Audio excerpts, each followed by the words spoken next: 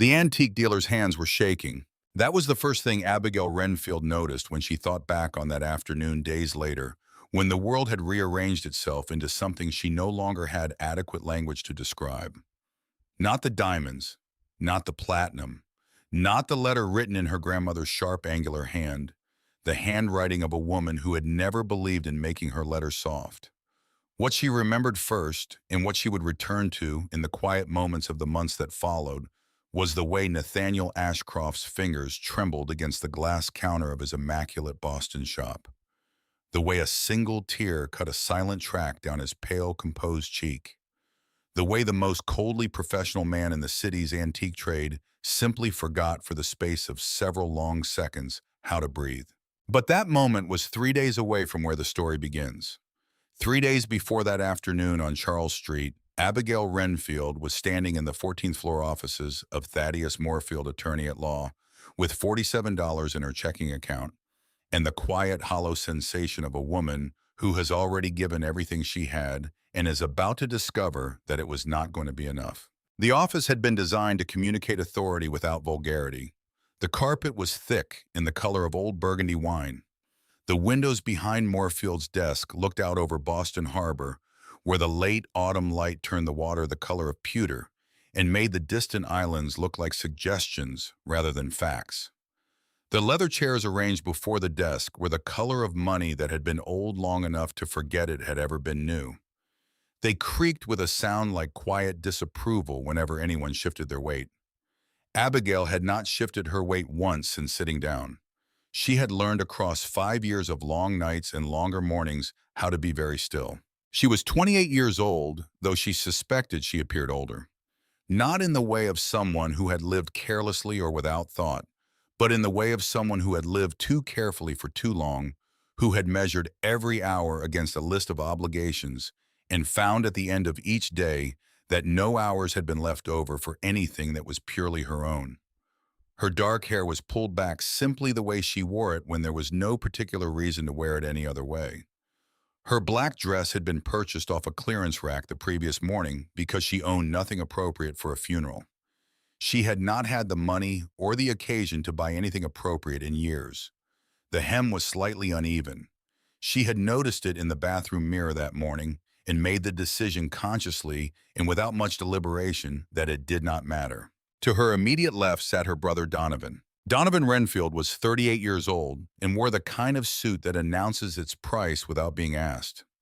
He was broad-shouldered and carried a tan that had been acquired not in any New England autumn, but in the sustained warmth of the Tuscan countryside, where he had spent the better part of the last several years in a villa he rented with what he described to friends as a modest discretionary income, and what Abigail understood to be a substantial ongoing draw against an inheritance he had not yet technically received. His watch caught the pale harbor light from the windows. He had checked it twice since sitting down, the practiced gesture of a man who considers the hours of his day too valuable to be spent on formalities, even the formality of his grandmother's death. Beside him sat his wife Petra. Petra Renfield was a woman of deliberate elegance, every visible element of her person, the result of considered and sustained effort. Her coat was fitted with the geometric precision of a garment constructed by someone who took the architecture of clothing seriously. She wore a ring on her right hand, a large pale stone set in platinum, and she turned it slowly and continuously with her thumb, in a motion that appeared less like nervousness than like the habitual fidgeting of a woman who found the present proceedings beneath her attention. She had met Eleanor Renfield exactly 4 times in the 11 years of her marriage to Donovan. Abigail had counted because counting things was how she managed situations she could not otherwise control. Against the bookshelf that ran along the right wall of the office stood their cousin Calloway. He was lean and unhurried in the particular way of someone who had never been required to hurry, who had moved through life with the settled confidence of a man who had always known there would be enough of everything and who had consequently never developed the habit of urgency. He had stopped returning phone calls approximately 2 years ago, not out of malice as far as Abigail could determine, but out of a deep and genuine indifference, the comfortable inertia of someone for whom other people's difficulties were at most a distant weather system. He was examining his own fingernails with mild and detached interest, as though this too was simply a way of filling the available time. Thaddeus Moorfield sat behind his desk with the composed stillness of a man who had presided over many rooms, very much like this one. Rooms full of people who believed they already knew what was coming and were arranging their faces accordingly. He was in his late 60s, gray at the temples, with the permanent and faint expression of someone who had spent the better part of 4 decades reading documents in which the precise placement of a comma could determine the outcome of a life. He had been Eleanor Renfield's attorney for 31 years.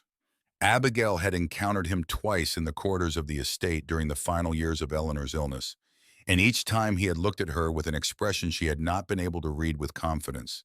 Something at the intersection of sympathy and foreknowledge, as though he were in possession of information he was not yet permitted to share, but that he wanted her to know he had. He cleared his throat. The sound was small and precise, and it brought the room to attention the way a tuning fork brings a room to pitch.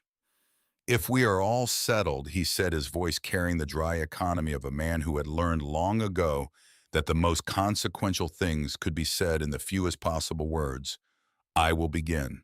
To understand what happened in that room and everything that followed from it, it is necessary to understand something of the history from which Eleanor Renfield had emerged, and which she had spent her life extending and protecting, and in the end concealing. Cornelius Renfield had arrived in Boston in the latter years of the 19th century with a modest sum of money, an unusual capacity for patience, and an understanding of how cargo moved between ports that he had acquired through years of physical labor on the docks of 3 different coastal cities. He was not educated in any formal sense. He was, however, extraordinarily observant, and he had the particular intelligence of someone who learns by watching rather than by being told, who accumulates understanding slowly and compounds it without announcing the process. He started with a single vessel, a coastal freighter of undistinguished character that he purchased used and spent 6 months refitting with his own hands before putting it to work on the Boston to New York run. Within a decade, he had 3 ships. Within 2 decades, he had 12, and the Renfield name had acquired the kind of quiet weight in Boston's commercial community that is more durable than reputation, because it is based not on what people say, but on what they have directly experienced. By the time Cornelius' son came of age, the business was established enough to sustain a generation of less extraordinary management without serious damage. By the time Eleanor was born in 1940, the Renfield name was simply part of the permanent geography of Boston commerce, a given rather than an achievement, the kind of thing that exists in a city's institutional memory, the way certain buildings exist, noticed primarily when they are no longer there. Eleanor had inherited the business at 22 upon her father's death in circumstances that no one had adequately prepared her for, and she had spent the following decades doing what Cornelius had done, learning by watching, moving carefully, never announcing the process. She had held the business together through the shipping industry's convulsive changes in the 1970s and 1980s, through the containerization that had made so many traditional operations obsolete, through 2 recessions and a period of sustained fuel price volatility that had ended careers more established than hers. She had done it by making decisions that were not always understood at the time, and that she rarely explained because she had observed over many years that the people who explained their decisions in advance were usually the people who were least certain of them. What Eleanor had also done, beginning sometime in the mid-1980s, was make a series of arrangements that would not be understood for 30 years. She had watched Donovan carefully. She had watched him from the time he was old enough to reveal himself, which in Donovan's case had been quite young, and what she had observed was a particular type of character that she recognized from her years in business. The type that is very good at perceiving and claiming the surfaces of value, the prestigious address, the impressive title, the asset that makes a favorable impression at a dinner table, and very poor at understanding that surfaces are by definition the least significant part of anything that matters. She had watched this quality in Donovan solidify over the years, from a tendency into a defining characteristic, and at some point she had made the decision privately and without telling anyone that she needed to make arrangements for the Renfield legacy that did not pass through Donovan's hands. She had been 52 years old when she began those arrangements. She had been waiting since then for someone specific. None of this was known to Abigail as she sat in Moorfield's office in the gray November afternoon, listening to the attorney read the terms of Eleanor's last will and testament. She knew only what she could observe, which was the particular quality of stillness in Moorfield's expression and the increasing restlessness in Donovan's. The reading was conducted with the professional economy that Moorfield applied to all things. The Beacon Hill estate, the primary investment portfolio, the Manhattan commercial property, together representing assets the attorney noted, totaled in the range of $42 million passed to Donovan. The complete Renfield jewelry collection assembled across 3 generations and including several pieces of significant historical provenance passed to Petra. A trust fund of comfortable but not extraordinary size passed to Calloway, who received this information with the mild satisfaction of a man confirming what he had already assumed. The room was very quiet for a moment. Moorfield adjusted his glasses and continued, "To my granddaughter Abigail." He read his voice precisely as neutral as it had been throughout. "For her steadfast presence during my final years, I leave the contents of the iron strongbox currently held in the estate's eastern attic storage along with all the weight it represents." Donovan made a sound. It was not a laugh precisely. It was the sound a man makes when something confirms what he has already privately decided, a short exhalation through the nose that carried the specific acoustic quality of satisfaction disguised as amusement. It was a sound designed to be heard. Petra turned her pale stone ring and permitted a small and carefully calibrated smile to appear at the corners of her mouth. Calloway looked up from his fingernails for the first time since Moorfield had begun reading. "The attic," Calloway said to no one in particular, and with no particular inflection. "She's inheriting the attic." Moorfield reached behind his desk. He lifted the object with both hands and set it on the polished surface of the desk between them, and the sound it made when it landed was heavy in a specific way, the low, dense thud of something with genuine mass, something built to last rather than to impress. Abigail looked at it. It was roughly the size of a large hardcover dictionary, though considerably thicker and irregular in its dimensions. The surface was black in the way of things that have been black for a very long time, not painted, but corroded the deep oxidation of iron that has spent decades in proximity to moisture and age. What had once been brass fittings at the corners had turned the greenish brown of something recovered from a riverbed. A padlock hung from the front clasp, though lock was a generous description for an object whose moving parts had fused together under accumulated rust to the point of being purely decorative. There were no visible markings anywhere on the surface. No inscription, no label, no indication of origin or purpose. It looked like something a demolition crew would have set aside in a pile designated for disposal. It looked in the halogen light of Thaddeus Moorfield's 14th floor office exactly like nothing. Petra's smile widened by a precise and calculated increment. "How wonderfully rustic," she said, directing the words at Abigail with the accuracy of a woman who had spent years practicing the art of the remark that cannot be technically objected to. "It really does suit your aesthetic, doesn't it? That whole, what would you call it, the weathered quality. Very authentic." "Grandmother always had a sense of humor," Donovan said in the tone of a man wrapping up a meeting. He stood, buttoned his jacket, and glanced at his watch for the 3rd time. Even at the very end. He looked across the desk at Moorfield with the air of a man moving on to more important things. "Are we finished here? I have a call with my broker." Moorfield did not look at Donovan. He looked at Abigail, and the expression was back the one she had never quite been able to read. And she understood in that moment, though she could not have articulated it precisely, that he knew something she did not, and that he was not permitted to tell her, and that he was sorry about that in the particular way of someone who has made a professional commitment that supersedes his personal preferences. "Is there a key?" Abigail asked. Her voice was steady. She had learned across 5 years of long nights and harder mornings how to keep her voice steady regardless of what was happening below the surface. "There is not," Moorfield said. "Your grandmother delivered the strongbox to my care 3 weeks before her passing. She provided no key and left no further instruction regarding the mechanism of opening. He paused for a precise beat. She did, however, instruct me to tell you specifically that the box was exactly what it appeared to be and nothing at all like what it appeared to be. Donovan made the sound again, and this time there was less effort at concealment in it. A riddle, he said. Of course. Very on brand. He looked at Abigail with the expression of a man being generous in his condescension. Abby, I'd throw that in the harbor on your way home. Save your back. There's nothing in it. He turned to his wife. Petra, we need to stop by the broker's office before 4. They left without ceremony, Petra's heels precise on the hardwood near the door. Donovan's hand already reaching for his phone before he was fully into the corridor.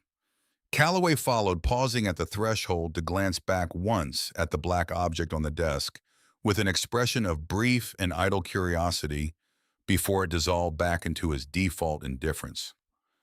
The door swung shut, and Abigail was alone in the room with Thaddeus Moorfield and the thing her grandmother had chosen above all other things to give her. She stood up slowly. She walked to the desk. She placed both palms flat on the surface of the box. It was cold in the way of dense metal, drawing the warmth from her hands immediately. And it was, as everyone had noted, extremely heavy. She pressed down with the full weight of her arms, and the mass barely yielded a solidity that felt less like a container and more like something that had been cast rather than assembled, poured into its shape and cooled there permanently. When she lifted her palms, they came away streaked with dark reddish-brown rust and oxidation in the residue of years. "Can I take it?" she asked. "It is yours," Moorfield said. He held her gaze for a moment with the expression of a man who is choosing his words with extreme care. "Miss Renfield, your grandmother was not a woman who did things without reason. In 31 years, I never once observed her do anything without reason." Abigail looked at him for a moment, and then she picked up the box. The subway ride from downtown to Somerville was 31 minutes. She knew this because she had made it hundreds of times over the years of her life in the city, and she knew it the way you know the distances of things you travel regularly as a felt duration rather than a counted one. This particular trip felt longer than any of the previous ones. The box weighed approximately 20 pounds, and its edges were uneven in the way of something that had not been designed with the comfort of the person carrying it in mind. By the time she changed trains at Park Street, her forearms were aching, and there were dark rust marks on the front of her clearance rack dress where the box had pressed against her. She stood the entire way because the seats were occupied, and she would not put the box on the floor. Other passengers glanced at her and looked away with the practiced incuriosity of people on urban transit. A woman in a funeral dress carrying what appeared to be a piece of industrial scrap metal, something to register briefly and then classify as not requiring further attention. She got home at 4:15 in the afternoon. Her apartment occupied the second floor of a brick building in Somerville that had been at various points in its history a small textile operation, a warehouse, and a boarding house, before being subdivided into rentals. The radiator in the corner produced heat in an irregular and unpredictable fashion, knocking twice and falling silent for intervals of varying length before beginning again. The kitchen window faced the brick wall of the building next door at a distance of approximately 8 feet. The table was a small Formica surface she had bought secondhand from a Craigslist posting 3 years ago, and it was the only flat surface in the apartment large enough for what she now needed to do. She set the box down on it with both hands, and the table shuddered under the impact. Then she sat down in the chair beside it and did not move for a long time. She had spent 5 years in Eleanor Renfield's house. She had moved in at 23 the year Eleanor's physical condition had deteriorated past the point where a rotating staff of paid caregivers could manage the situation adequately, the year when what Eleanor needed was not professional competence, but sustained and personal presence. Abigail had been in the second year of a graduate program at Columbia when she made the decision, and the decision had not been agonizing in the way it might have been for someone else. She had understood clearly what she was giving up. She had understood that she would be exchanging the momentum of a life she was building for the maintenance of a life that was ending. She had made the choice anyway, not because obligation demanded it, but because she loved Eleanor Renfield in the specific way of someone who recognizes in another person the temperament that most resembles their own. Eleanor did not soften inconvenient truths. She considered clarity a more genuine form of respect than comfort. She had looked at Abigail early on, when Abigail was still a child navigating the complex social geography of the Renfield family gatherings, and she had seen something that she chose for reasons she never fully articulated to pay attention to and to trust. For 5 years, Abigail had changed sheets and administered medications and sat through nights when Eleanor was frightened in ways she would not name. She had learned to read her grandmother's silences, to distinguish the silence of pain from the silence of simple tiredness, to know when Eleanor wanted company and when she wanted the particular solitude of someone whose company she trusted completely. She had cooked the meals Eleanor could still eat with appetite and found ways to make appealing the ones she could not. She had read aloud to her from the books Eleanor loved, histories and biographies, and the occasional novel that met Eleanor's exacting standards for what constituted a story worth telling. She had done these things without keeping track of them and without calculating what they would eventually be worth. She had given 5 years, and Eleanor had given her a rusted box. The tears came eventually, not dramatically, not as a performance of grief, but with the quiet inevitability of exhaustion that has been held below the surface too long and finally finds its way up. She let them fall without wiping them away, and they were finished in a few minutes. And then she was still sitting in the same chair, in the same room with the same box, and the street sounds of Somerville continued outside the window, and the radiator knocked once and fell silent. Her phone rang. The name on the screen was Donovan's. She looked at it for 3 rings, then answered. "Just making sure you made it back without doing yourself an injury," her brother said. His voice carried a warmth that was entirely surface, the warmth of a man who is very pleased with himself and is wearing pleasantness as a form of display. That thing looked like it weighed a ton. "What do you want, Donovan?" "I wanted to check in. It's been a hard day for the family." "What do you want?" A brief pause. When he spoke again, the warmth had been set aside in favor of something flatter and more honest. The voice he used when he was no longer performing for an audience and had decided there was something he wanted you to know.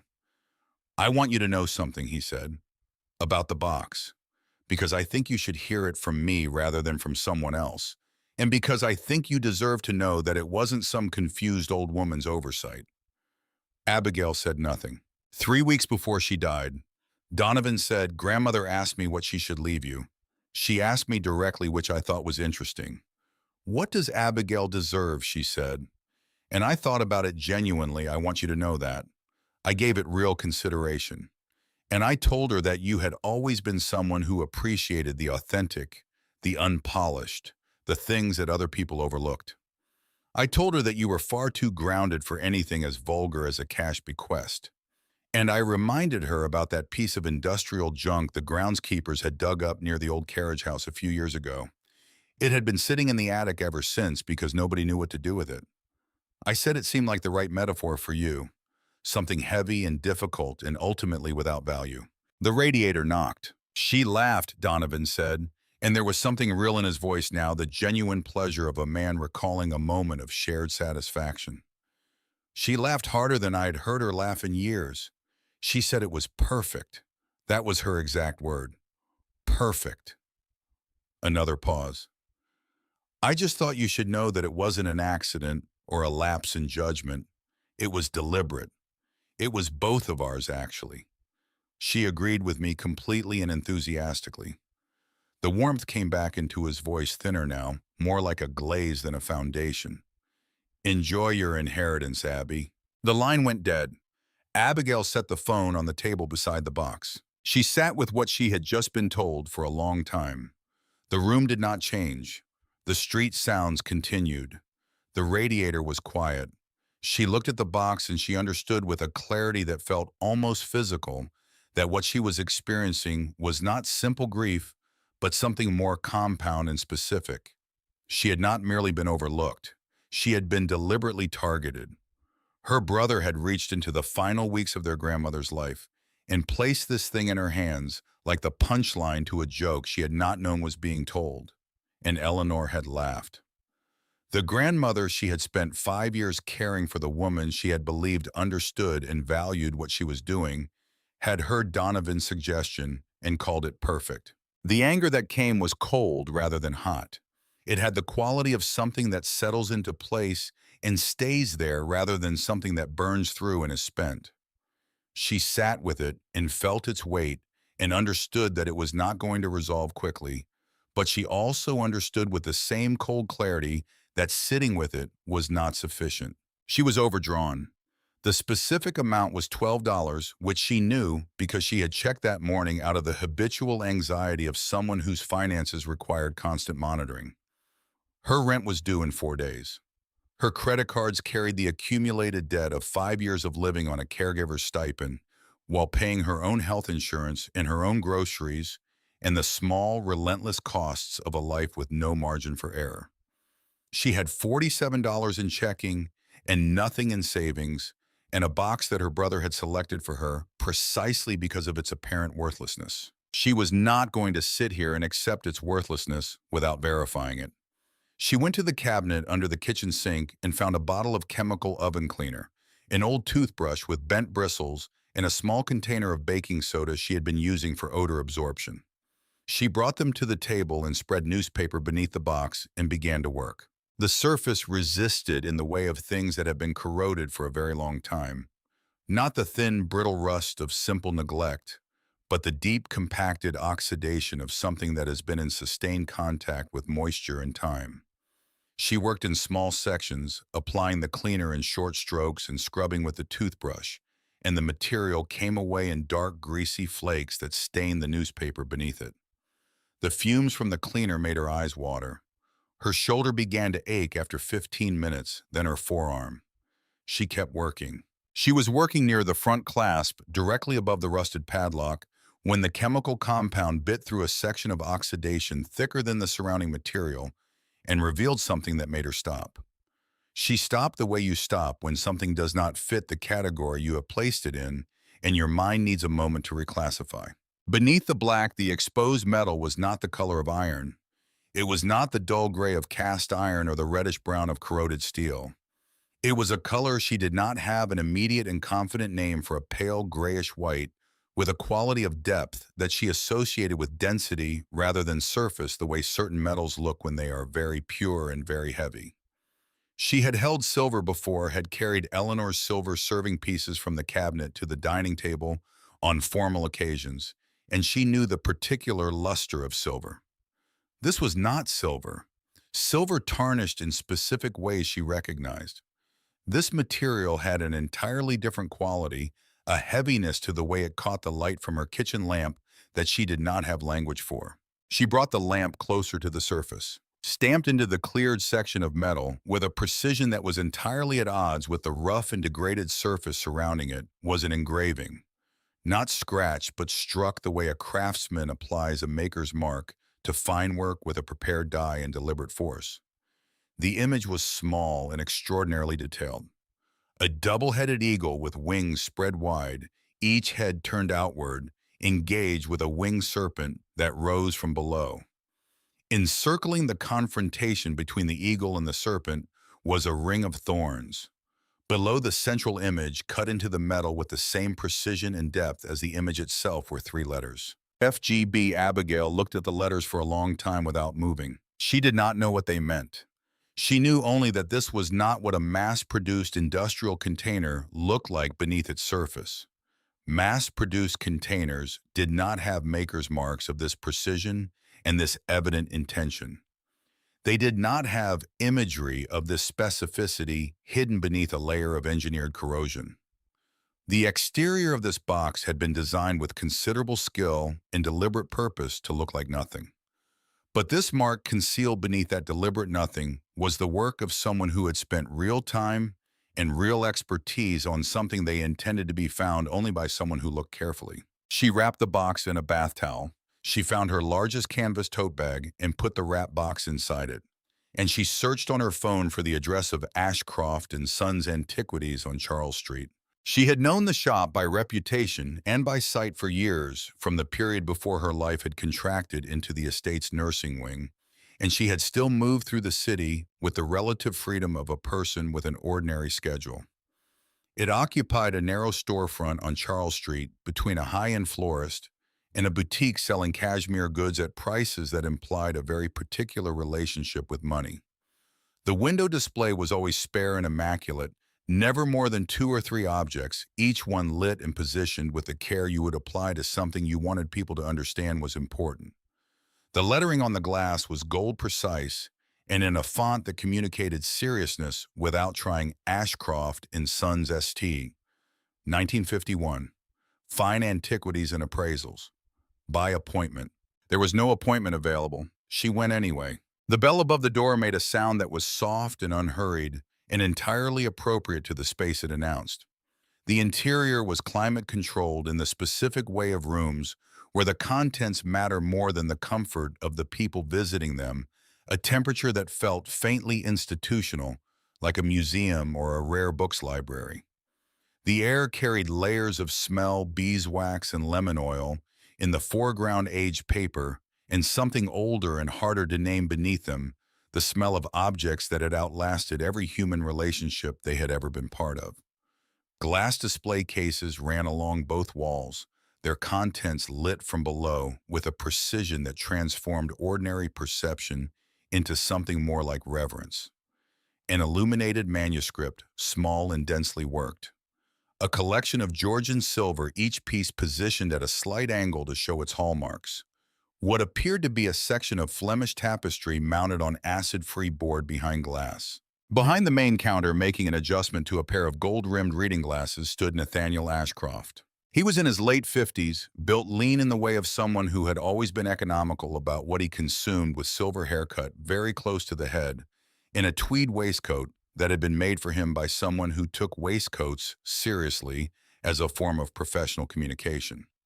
He had the face of a man who had spent decades forming precise opinions about things and had long since ceased to feel any social obligation to soften the delivery of those opinions.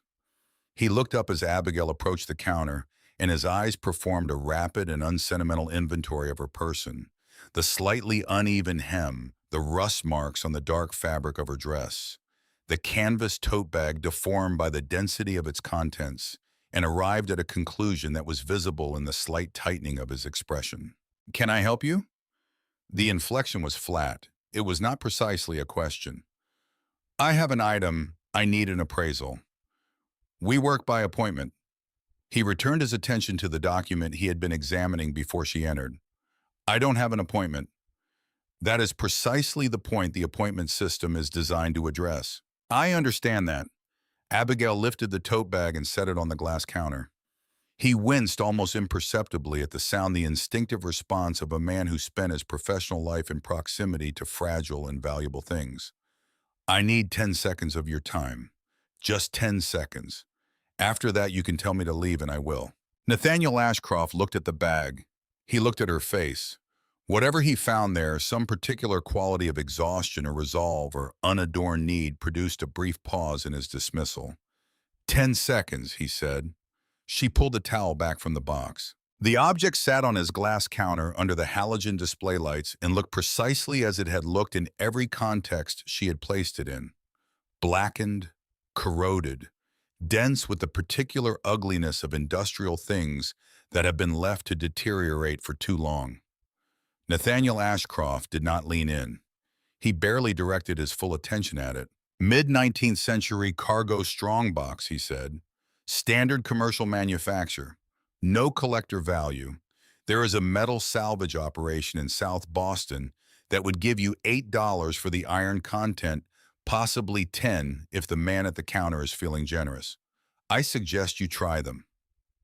"There's a mark," Abigail said. She turned the box, slowly presenting the section she had cleaned. "Here, I found it when I was cleaning the surface." Nathaniel exhaled with the precise, controlled quality of a man exercising patience that has very nearly run out.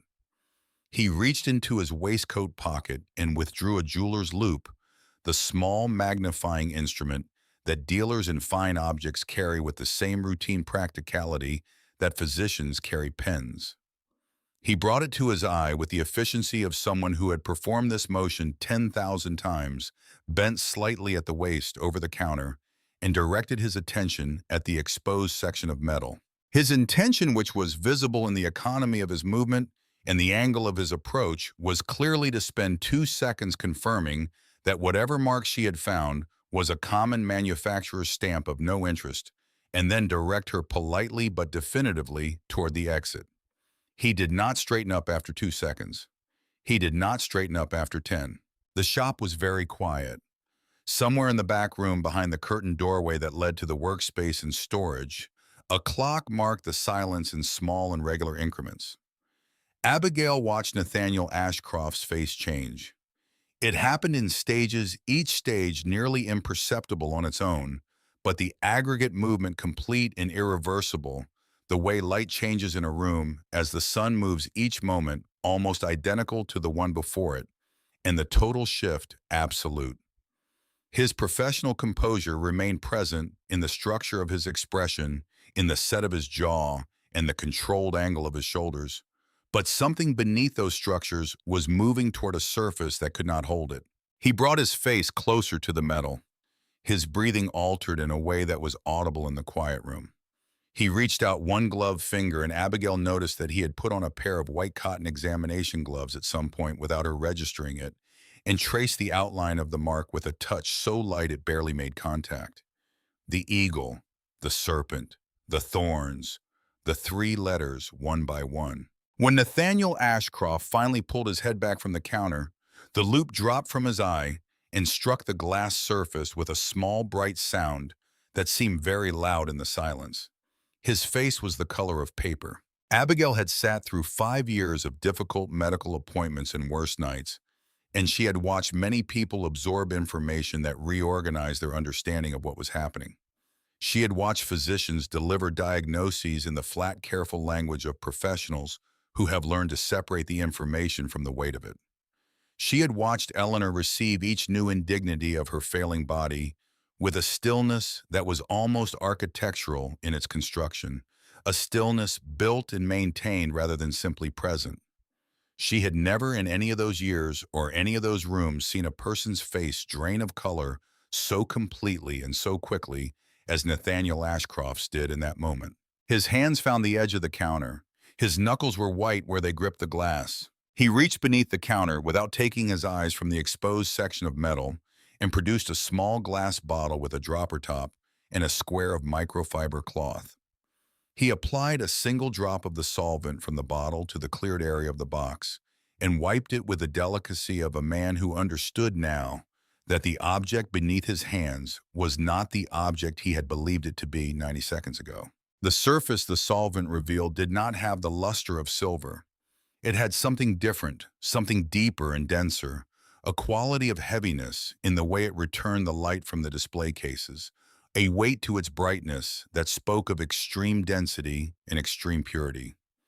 Even in the artificial light of the shop, it was unmistakable to anyone who had spent a professional lifetime learning to read what metals told you about themselves. Nathaniel Ashcroft looked up from the counter. His eyes were wet. One tear moved down his pale cheek and fell onto the glass between them, a single small drop that landed without a sound. "Miss Renfield," he said. His voice had been stripped of every quality it had contained before: the efficiency, the precision, the professional distance maintained by a man who had built an entire career on the ability to remain unmoved by beautiful and valuable things. What was left was rawer and more personal, the voice of the man rather than the antiquarian. "Where in God's name did you get this?" Abigail answered the only way she could answer honestly. "My grandmother left it to me," she said, "in her will this afternoon." The silence that followed had a different quality from the silence before his question. It was the silence of a room in which the available information had just shifted significantly, and the person who had received that shift needed a moment to integrate it. Nathaniel straightened slowly. He removed the cotton gloves and set them on the counter with the careful deliberateness of someone using a physical action as an anchor to the present moment. He walked to the front door of the shop without speaking, turned the deadbolt with a firm click, and flipped the sign in the window from open to closed. He drew the velvet curtains across the glass in a long, smooth motion, and the afternoon light from Charles Street withdrew entirely, leaving the room in the warm amber of the display case lighting, contained and close and entirely separate from the world outside. He stood at the curtains for a moment with his back to the room. When he turned, he had assembled himself into something more composed, not entirely, but sufficiently. The tears were gone.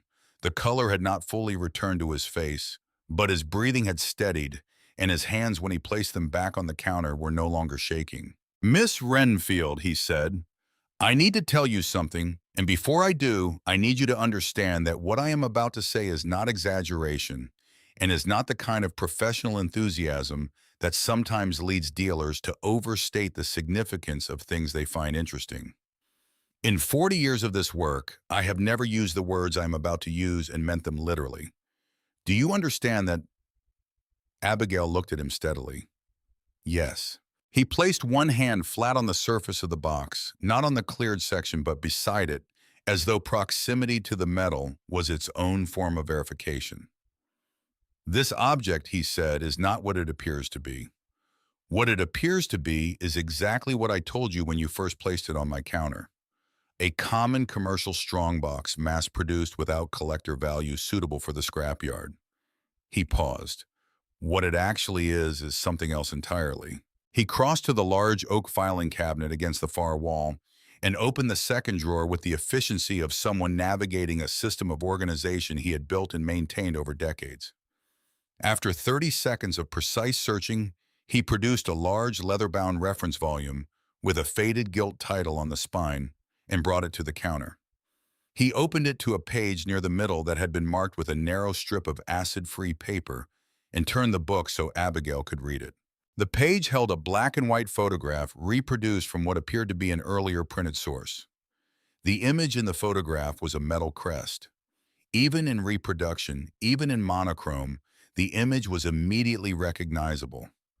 The double-headed eagle, the winged serpent, the ring of thorns.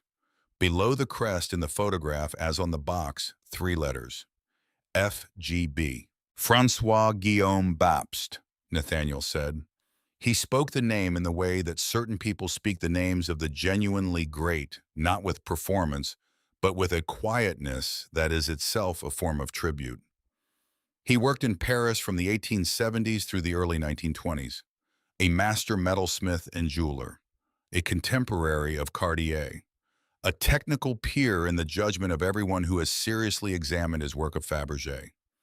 He was highly selective about his commissions. When he chose to work for a client, the client was invariably someone whose name appears in history books for reasons unrelated to jewelry. He looked at the photograph and then at the mark on the box. The FGB stamp is not a manufacturer's mark in any ordinary sense. It is Baptiste's personal authentication applied only to works he considered to represent the absolute ceiling of his technical achievement.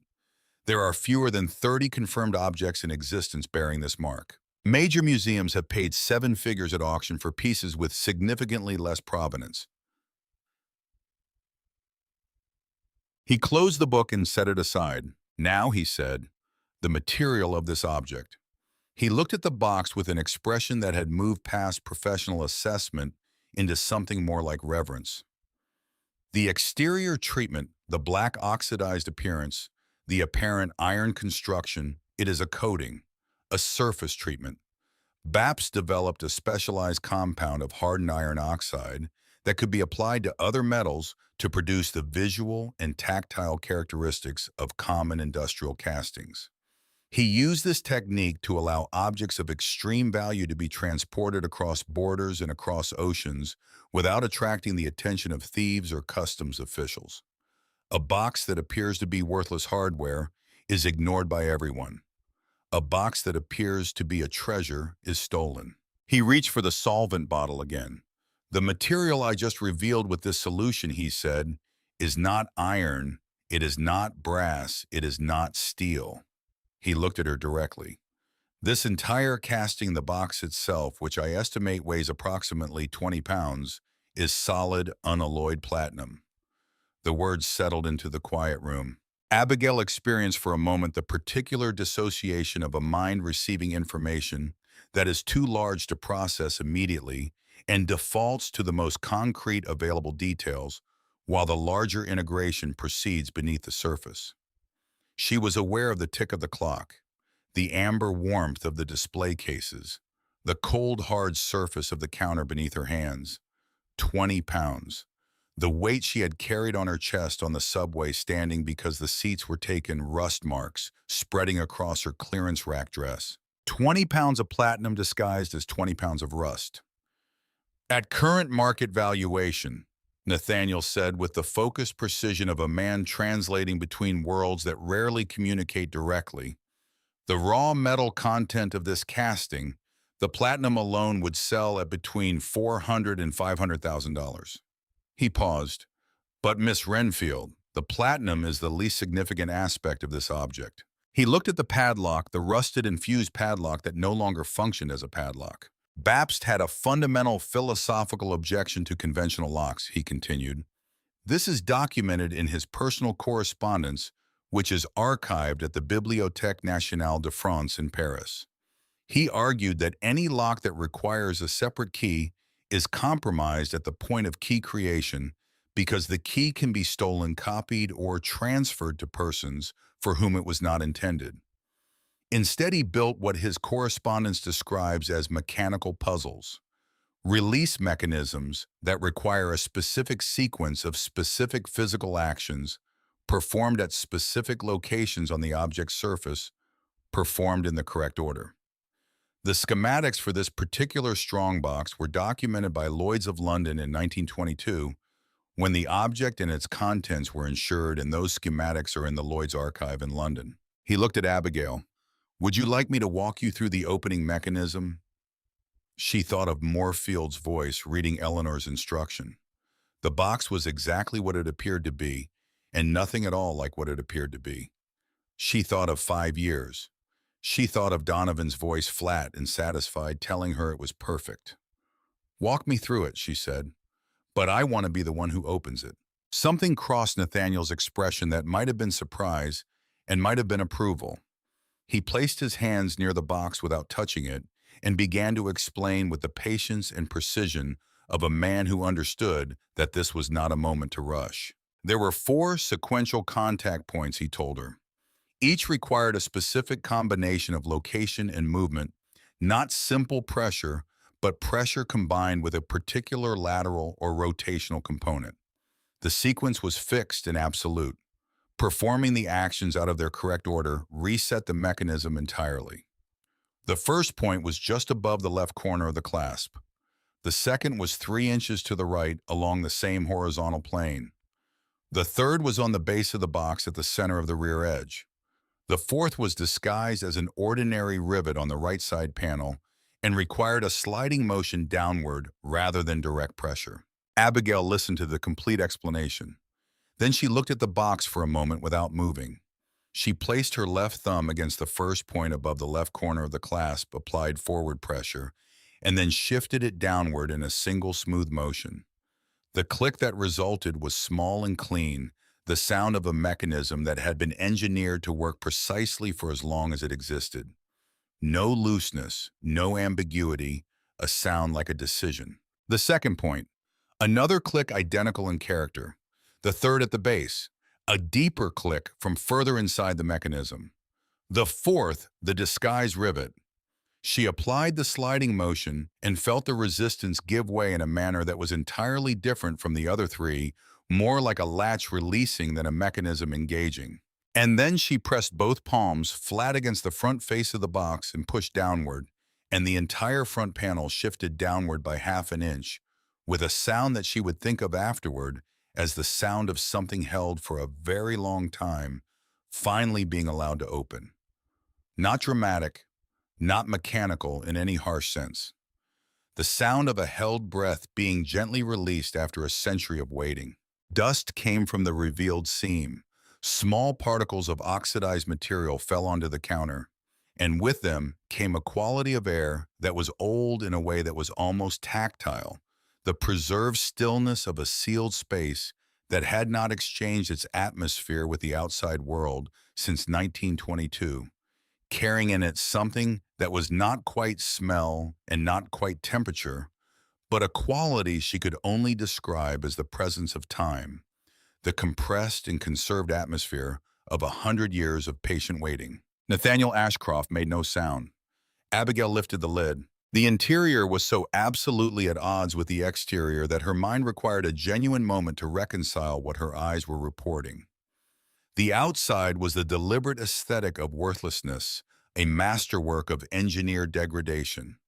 The inside was midnight blue velvet, preserved with a perfection that could only be the result of the sealed environment. Not a single fiber disturbed, not a trace of the moisture or the decay or the aggressive chemistry that had been applied to the exterior. The velvet had been fitted to the interior dimensions with precision shaped and sectioned to hold specific objects in specific positions. There were three of them. A pouch made of woven gold thread approximately the size of a large fist tied at the top with a silk cord that had retained its suppleness across 100 years in the sealed space. A bundle of documents folded together and bound with a narrow strip of tan leather, their edges yellowed but their paper intact, the kind of archival quality that was built to last. And an envelope cream-colored and heavy, sealed with a disc of crimson wax that bore pressed into its surface a mark Abigail recognized immediately and without any uncertainty. The Renfield family crest. The same image that appeared on the letterhead in Eleanor's study, on the formal china in the estate's dining room, on the bronze plaque mounted beside the estate's front door. She did not reach for the envelope yet. Nathaniel had put the white cotton gloves back on while she opened the box. He reached into the interior now with the focused delicacy of a surgeon and lifted the gold thread pouch by its silk cord, setting it on the black velvet display cloth he had placed on the counter in preparation. He loosened the silk cord with careful fingers. He held the pouch over the velvet and tipped it slowly with the controlled motion of someone who understands that the next several seconds are unrepeatable and that the pace of those seconds should honor what they contain. The light in the room did something that light does not ordinarily do. It was not that the display lights had increased in intensity.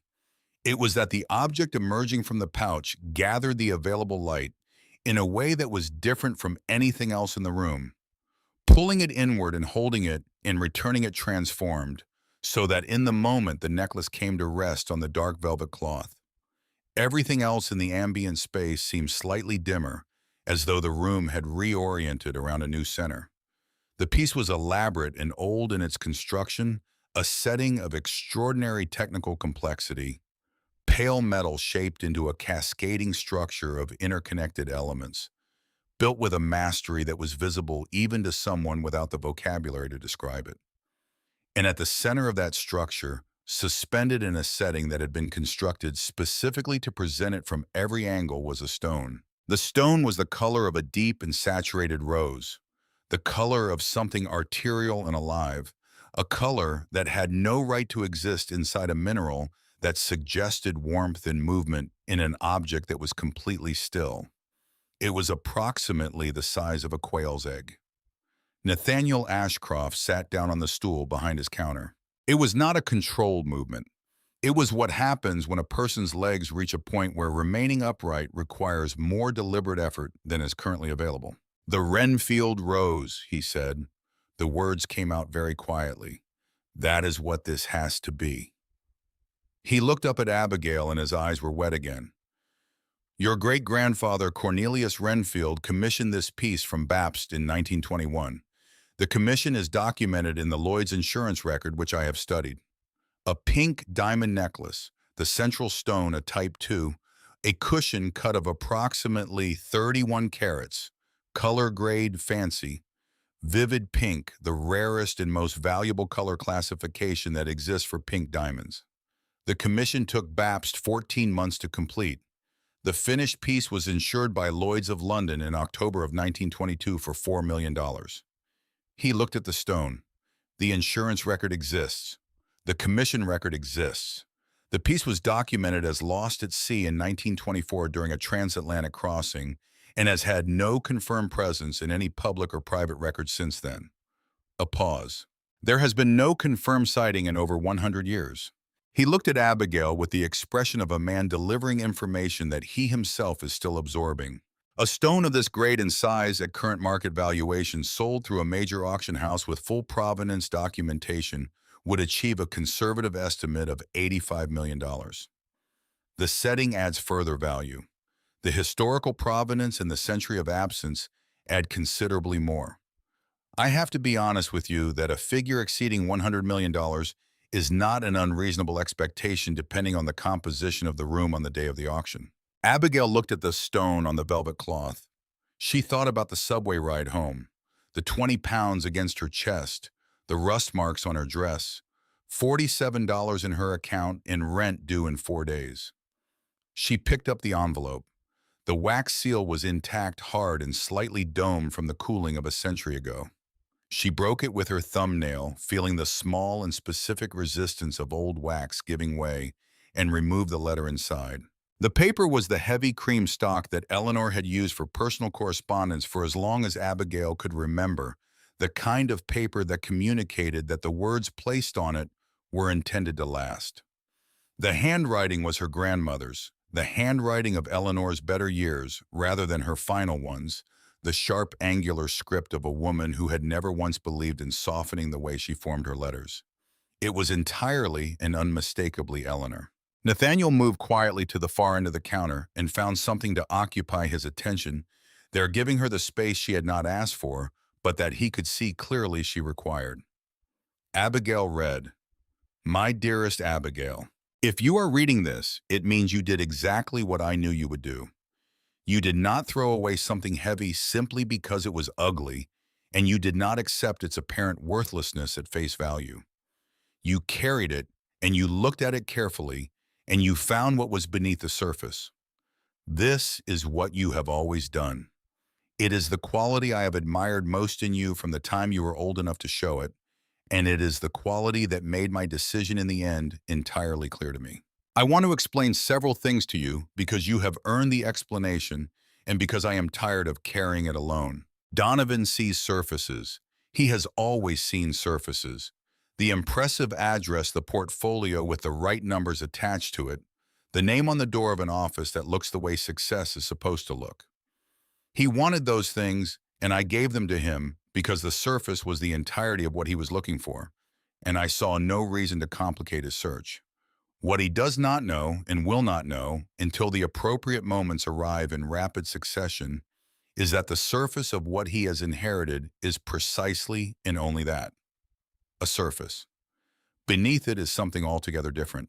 The Manhattan commercial property carries $80 million in EPA, environmental remediation liens, the direct and fully documented consequence of decades of illegal chemical waste disposal by a commercial tenant I retained for reasons I will not detail here and now, deeply regret. The federal remediation mandate was issued 6 weeks before my death. As the new title holder, Donovan assumed full personal liability for those costs at the moment of transfer. That liability is not dischargeable. The primary stock portfolio is leveraged against margin loan obligations totaling $31 million called by the lending institutions 9 days before my death and currently in default. The institutions will liquidate the underlying positions. Liquidation will not cover the full debt. The Beacon Hill house carries 3 separate mortgage instruments totaling $22 million accumulated over the past decade to fund a series of offshore ventures that did not perform as I had hoped. The most recent mortgage is 4 months in arrears. The primary lender filed notice of intent to foreclose 3 weeks ago. The house will be gone before summer. I allowed Donovan to believe that he was engineering your humiliation when he suggested the box as your inheritance. He was, I think, genuinely delighted by the idea, which is itself a piece of information worth holding on to. I required him to believe he had won. It was the only mechanism I could devise to ensure the box traveled from my hands to yours without the scrutiny, the contest, and the legal obstruction that would certainly have followed if anyone had suspected what it actually contained. So I laughed. I told him it was perfect. I gave him exactly what he wanted, which was the belief that he had prevailed over you. Let him have that belief for as long as it lasts. It will not last long. Now, the documents in the box. They are not historical curiosities. They are functional instruments. What they represent is your legal control over the original Renfield Maritime Trust, the fleet, and the harbor assets and the ancillary properties that Cornelius built before any of the incorporated entities that Donovan has inherited and that I have for 32 years maintained entirely separate from the public corporate structure. I removed these assets from any documentation accessible to the family in 1985 when I had watched Donovan long enough to understand clearly what he was. I placed them in a private trust structure, and I have maintained them there ever since waiting. I did not know your name when I first made these arrangements. I knew only the kind of person I was waiting for. I was waiting for someone who would stay when staying was difficult and unrewarding and offered no visible return. I was waiting for someone who would carry the box. Constance Vellum at Hartwell and Associates in Manhattan has the complete documentation of the trust structure and will be able to walk you through everything in full. Contact her as soon as possible. I should have told you that I was grateful. I should have said it plainly and said it often, rather than conveying it only through this elaborate architecture of arrangement and preparation that you are now beginning to discover. You deserve to hear it said directly, and I failed you in that, and I am sorry for it. I am telling you now. Thank you, my darling girl, for every night you sat with me when the nights were frightening, and I did not have the words or the will to say so. For every morning you were present when I needed someone to be present and would not ask. For choosing to stay every single day for 5 years when every practical argument that could be made pointed clearly toward leaving.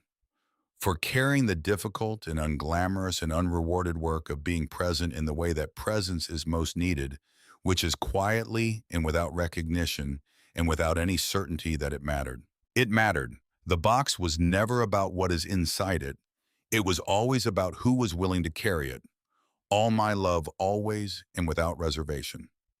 Eleanor. Abigail folded the letter. She held it with both hands, and the paper was warm from her touching it warm in the particular way of things that have been held with care. She was aware of a sensation that was difficult to assign precisely to any single category of feeling. It was not happiness in any simple sense. It was not grief, though grief was present in it. It was not the clean, sharp satisfaction of vindication, though that was present too.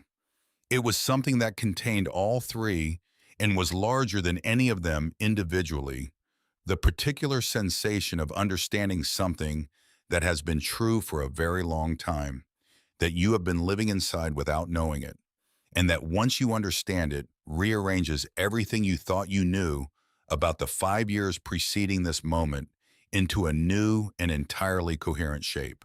Her grandmother had not agreed with Donovan. Her grandmother had used Donovan. She had taken his contempt and made it into camouflage. Abigail set the letter carefully on the counter beside the velvet cloth and looked at Nathaniel Ashcroft. I need you to contact Sotheby's, she said. Discreetly. I need the stone in the box authenticated through the proper institutional channels before any of this becomes known more widely. She paused. How discreet can you be? Nathaniel looked at her for a moment with an expression that had shifted over the past hour into something different from what it had been when she walked through the door. Some reorientation had occurred in the way he was reading her, as though the person standing across his counter had revealed herself to be someone other than the person he had initially assessed. I have practiced discretion in this profession for 40 years, he said. I will contact the head of the jewelry department at Sotheby's, New York directly and personally.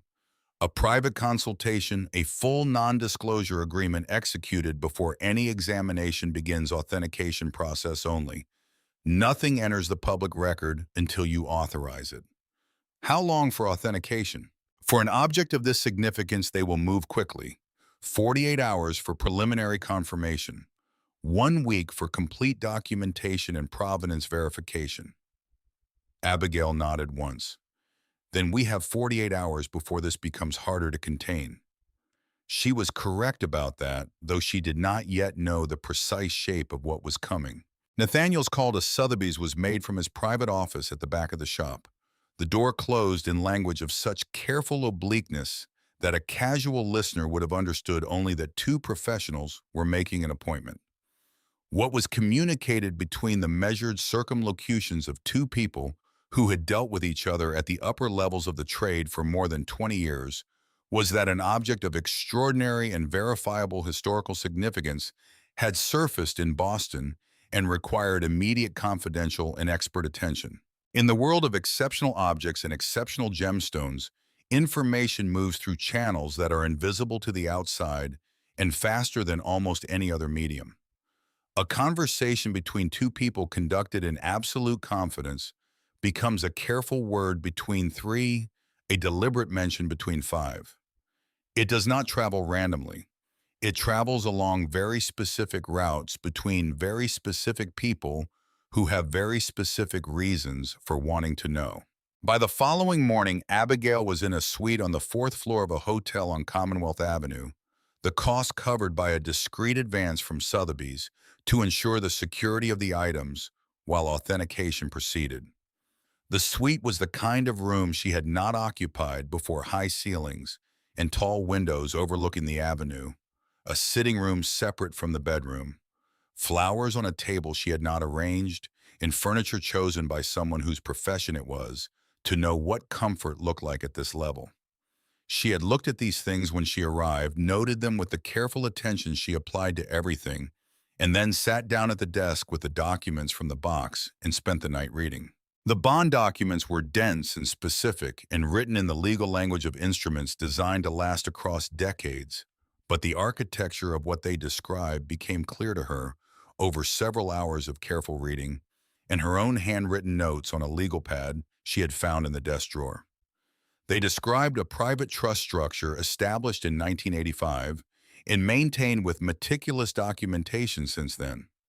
They described assets that had been quietly removed from the public corporate record of the Renfield business enterprises over many years and held in a separate instrument. They described a beneficiary designation written not in terms of a specific name, but in terms of specific conditions. Conditions that she was only now understanding had been written specifically and deliberately for her or for whoever she turned out to be. She slept for 4 hours starting at 3 in the morning. She was at the desk by 7, the legal pad full of notes, her third cup of coffee at her elbow when the hotel phone rang. The concierge informed her in the careful neutral tone of someone delivering information whose significance they had assessed and set aside that a Mr. Aldous Pemberton was in the lobby and wished to see her on behalf of a client. He did not have an appointment. He was the concierge, added with a slight emphasis that conveyed professional judgment without violating professional neutrality, quite insistent. She told them to send him up. Aldous Pemberton was a compact man in his late 40s, with the understated precision of someone who had spent his professional life in rooms where the impression made in the first 30 seconds determined the trajectory of everything that followed. He carried a slim leather document case and moved with the practiced confidence of a person who negotiated on behalf of others for a living and had long since learned to wear his principal's authority without appearing to claim it as his own. He introduced himself and then introduced his client, Gideon Harcastle. The name was delivered with the quiet expectancy of someone accustomed to its reception producing an immediate and significant effect. Abigail knew the name. Anyone who had spent time in Eleanor's world and the conversations of people who dealt in significant objects and significant collections knew it. Gideon Harcastle was a collector of the particular variety that made museum curators and archival librarians deeply uneasy, a man of essentially unlimited resources, whose acquisitions had a consistent and troubling tendency to disappear from any public or institutional access and reappear, if they reappeared at all, only in the context of further private sale at further private prices. Objects that entered his collection were objects that were for all practical cultural purposes gone. Pemberton set his document case on the coffee table and opened it with a motion that had been performed many times and had become smooth through repetition. "My client is prepared to offer you $6 million, he said. Cash transfer completed within 24 hours for the strong box and all contents. No auction process. No public authentication, no record. My client is aware of your current financial circumstances and wishes to address this in a manner that is efficient, private, and mutually beneficial. $6 million. Abigail looked at the open document case. She could see the first page of a prepared agreement inside it, dense with legal language, the kind of document that had been drafted in advance with confidence that it would be executed. She thought about $12 overdrawn, rent due, 18,000 in accumulated credit card debt from 5 years of living without a margin. $6 million was a number that would make all of that disappear before tomorrow morning and leave enough remaining to do for the rest of her life anything she chose to do. She thought about Eleanor's voice in the kitchen of the estate on a winter afternoon years ago, when they had been talking about something else entirely, and Eleanor had said with the casual authority of someone stating an observation she had made and verified many times, the person who sells quickly is always the person who never fully understood what they had. She thought about the stone on Nathaniel's velvet cloth and the way the light in the room had moved differently around it. She thought about Gideon Harcastle's collection, the things that went in and were never seen again. No, she said. Pemberton looked at her with an expression that suggested this was not a word he encountered frequently in these conversations. Miss Renfield, I want to ensure you have a complete understanding of the offer. $6 million liquid transferred within 24 hours with no legal complexity and no... I understand the offer completely, Abigail said. The answer is no. A pause, a recalibration. My client has authorized me to convey that while the stated figure is his preferred position, he has some flexibility regarding... It isn't about the number, Abigail said. She looked at him directly. Mr. Harcastle's number could be 60 million, and the answer would be the same. The Renfield Rose was made by the finest craftsman of his generation for a family that has kept it for a century. It belongs in a room with proper lighting and a placard that tells people what they're looking at. It does not belong in a vault where no one will ever see it again. She stood, which was a clear indication that the meeting was at its end.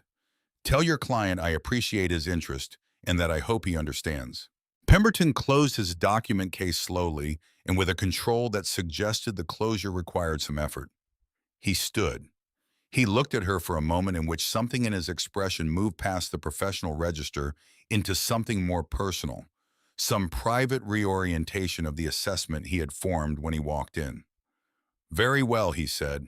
After he left, Abigail stood at the window and looked down at Commonwealth Avenue, where the ordinary morning traffic of a Boston weekday moved in both directions with complete indifference to what was happening 4 floors above it. She had just declined $6 million. She was still $12 overdrawn. She had never in her life been more certain that she was doing the right thing. She returned to the desk and called the number for Hartwell and Associates in Manhattan, the firm Eleanor had named in the letter. She asked for Constance Vellum. When the assistant told her that Ms. Vellum would return the call within the hour, Abigail described the nature of her business in enough specific detail to ensure that the hour would be treated as an outside limit rather than a target. She spent the time between the end of that call and the beginning of Constance Vellum's return call doing 3 things. She read Eleanor's letter again very carefully, attending to the precise language of each sentence and what that precision was trying to tell her.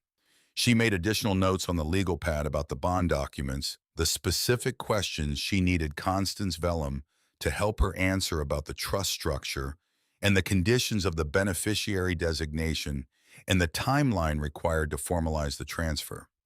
And she called Nathaniel Ashcroft to confirm that the Sotheby's representatives were arriving that afternoon and to ask him to be present. Constance Vellum called back in 43 minutes.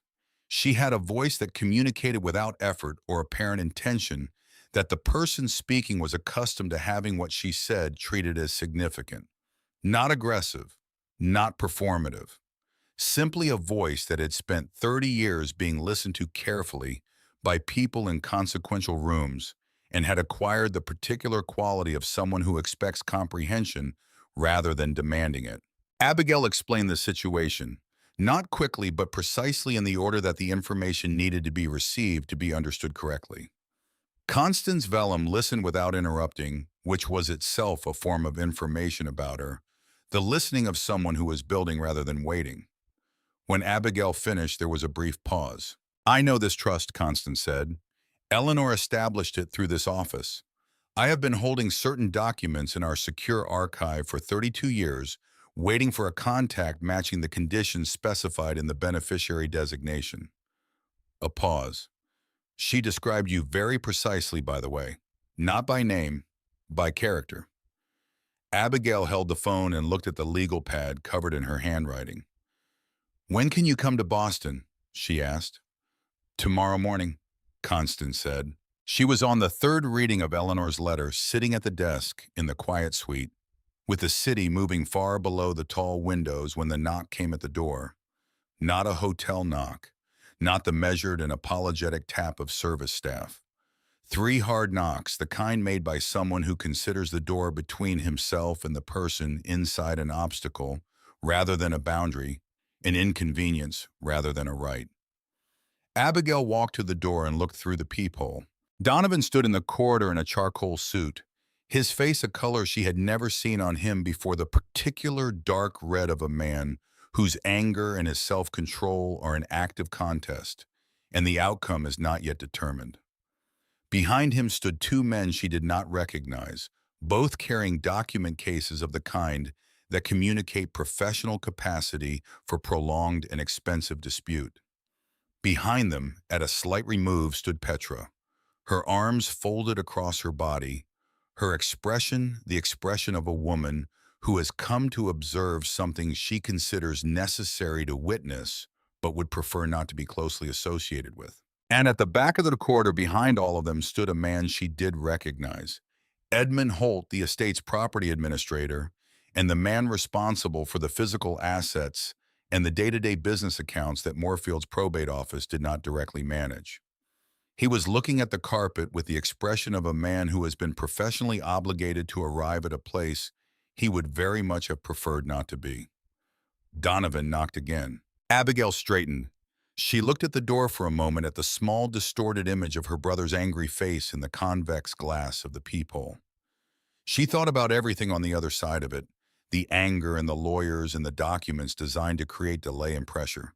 She thought about everything on her side of it, the letter folded on the desk, the legal pad full of careful notes, the phone call already made, and the arrangements already in place that Donovan had no way of knowing about. She thought about Eleanor's letter.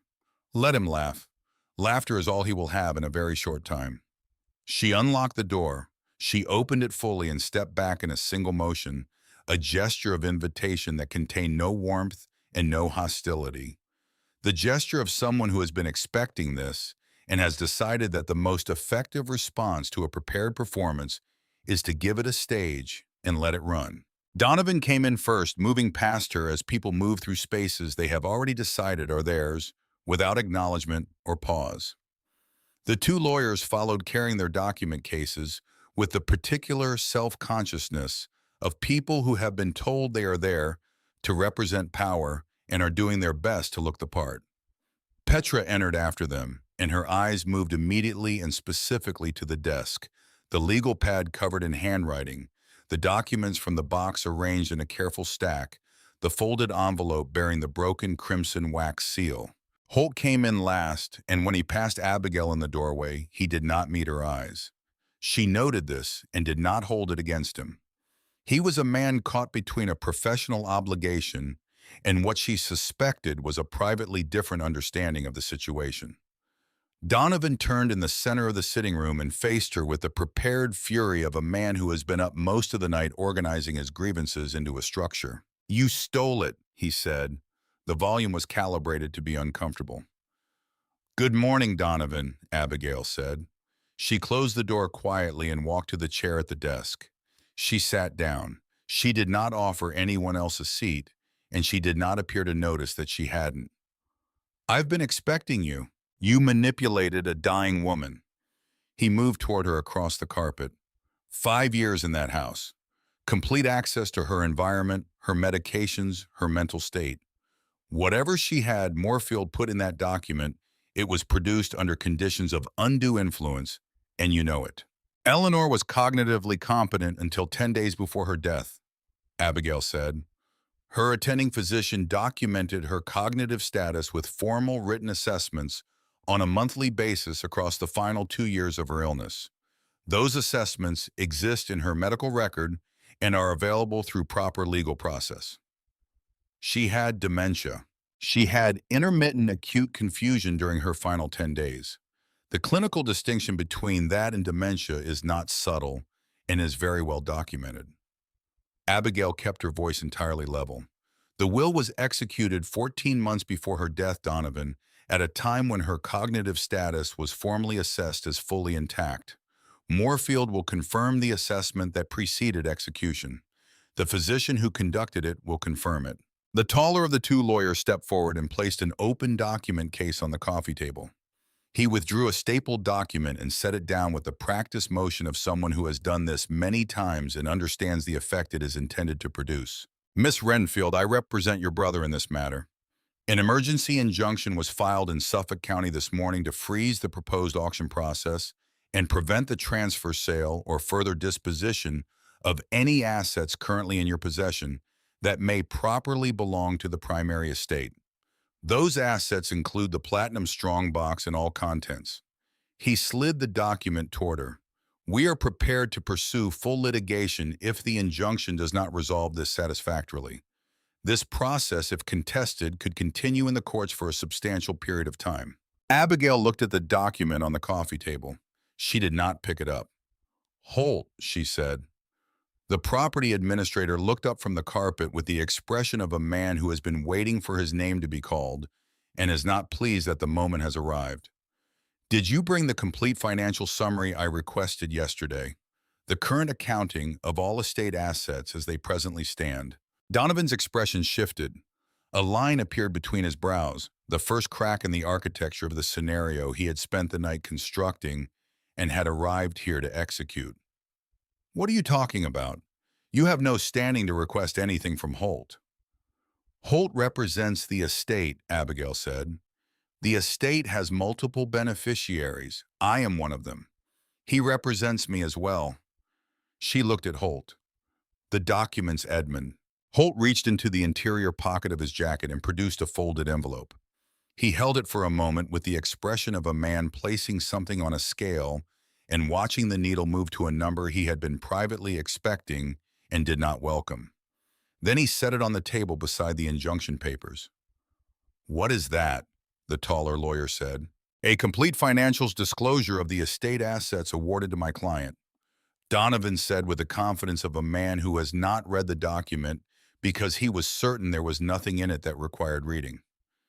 Standard accounting, nothing there that changes the situation. Then you won't have any objection to sharing it with your lawyers, Abigail said. She picked up the envelope, opened it, and pushed the contents across the coffee table toward the two men with the document cases. The room was quiet while they read. It did not remain quiet. The taller lawyer turned a page and his eyes accelerated. The shorter one leaned in to read the same passage. A look passed between them that had nothing professional in it. The look of two men doing rapid arithmetic and arriving at a total that had fundamentally reorganized the parameters of the conversation they had come here to have. What is this? The authority had gone out of the taller one's voice. That, Abigail said, is the actual financial condition of the assets my brother received this morning. She kept her eyes on the lawyers rather than on Donovan. The Manhattan commercial property carries $80 million in outstanding federal environmental remediation liens issued following an EPA investigation into illegal chemical waste disposal by a prior commercial tenant. The remediation mandate is filed with the EPA's Region 2 office and is a matter of public record. As the new title holder, Donovan assumed full personal liability for remediation costs at the moment of transfer. That liability is not dischargeable in bankruptcy under current federal environmental statute. This has been confirmed by environmental counsel. The shorter lawyer set his portion of the documents down. The primary investment portfolio is leveraged against margin loan obligations totaling $31 million. Those loans were formally called by the lending institutions 9 days ago and are currently in default. The institutions have initiated the process of liquidating the underlying positions to recover the outstanding amounts. Based on current market valuations at the time, the loans were called liquidation will not produce sufficient proceeds to cover the full debt. Petra made a sound that was not a word. It was the involuntary sound of someone whose footing has just shifted without warning beneath them. The Beacon Hill mansion carries three separate mortgage instruments against it totaling $22 million in outstanding principal. These instruments were taken out over the course of the past decade. The most recent is 4 months in arrears. The primary lender filed formal notice of intent to foreclose 3 weeks ago. That filing is public record in Suffolk County. Abigail looked at Donovan. Her brother had not moved from the center of the sitting room. The dark red color that had been in his face when he entered was gone, replaced by something of an entirely different character.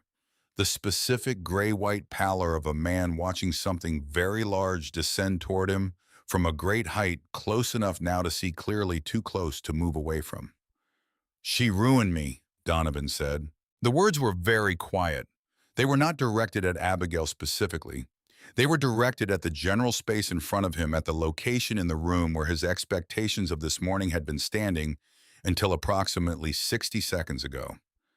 "She knew," he said. "She set this up. This was deliberate." "She set it up over 15 years," Abigail said. "Carefully, patiently, with complete awareness of exactly what she was doing and precisely why she was doing it." He turned on her. The anger had changed character, had lost the prepared quality it had when he walked in and become something rawer and less controlled. "You knew. You were in that house for 5 years. You knew the whole time." "I knew nothing until last night," Abigail said. Her voice was the same as it had been throughout, steady and without heat. "She didn't tell me. She didn't need to tell me. She needed me to be exactly what I was, someone who showed up and stayed and did what needed doing without any expectation of what would follow from it. You told her I was there waiting for a payday. You told her that with confidence because it was what you would have been doing in my position. It was not what I was doing." The taller lawyer had closed his document case. The sound of the latches was very audible in the quiet room. His colleague closed his a moment later. "Mr. Renfield," the taller one said, and the precise professional neutrality of a man in the process of recalibrating his professional relationship with the person he had arrived to represent was audible in every word. "We need to have a separate conversation about the implications of this financial disclosure before we proceed any further with the injunction process. Some of these liabilities represent a material change in the legal landscape of—" "File it anyway," Donovan said. His voice was flat and hard. "File the injunction." "The injunction will be dissolved," Abigail said. From the bedroom doorway of the suite, a woman emerged. She was in her late 50s with silver gray hair cut precisely at the jawline, in a charcoal suit that communicated without apparent effort the specific authority of someone who had spent 30 years being the most prepared person in whatever room she occupied. She carried a leather portfolio and moved across the sitting room with the particular, unhurried certainty of someone who had never needed to hurry because she was always in every situation already ahead. Constance Vellum looked at the two lawyers, at Donovan in the center of the room, at Petra rigid against the wall, at Holt contemplating the carpet. She took in the complete composition of the room with the comprehensive efficiency of a woman who had made a professional career of reading rooms and acting on what she read. "Good morning," she said. She set her portfolio on the desk with a small, precise sound. "Constance Vellum Hartwell and Associates, New York. I represent Miss Renfield." She looked at the taller lawyer. "You filed an injunction in Suffolk County this morning. I'll have a motion to dissolve on the clerk's desk by 2 o'clock this afternoon.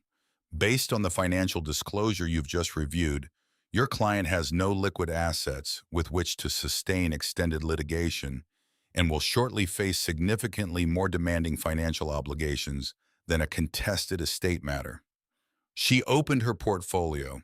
"The injunction will be withdrawn by end of business today. If it is not, we file a countersuit for malicious interference in an estate proceeding that will attach to your client's name through every bankruptcy and enforcement proceeding that follows, and make his situation considerably more complicated than it already is." The taller lawyer looked at Donovan. Donovan said nothing. The taller lawyer looked at Constance Vellum with the expression of someone who has accurately assessed a situation and is in the process of making a professional decision. "We need to consult with our client," he said. "Of course," Constance said. "The door is there." They left, not quickly. Leaving quickly would have been a concession of the wrong kind. They left within 2 minutes, which amounted to the same thing. Donovan remained in the center of the room while they went. Petra moved to stand beside him and placed one hand on his arm, and he shook it off with a small, involuntary motion, the gesture of a man who in that particular moment could not tolerate being touched. Holt looked at Abigail across the room with the expression of a man who has reached the end of a professionally uncomfortable morning and is not sure what to do with what he feels about it. "The injunction will be dissolved," he said. It was a confirmation rather than a question. The statement of a man who has understood something privately for some time and is now watching it become formally true. Eleanor made certain of that, didn't she? He picked up his hat from the table where he had set it when he came in. "I owe you an apology, Miss Renfield, for whatever contribution I may have made to this morning."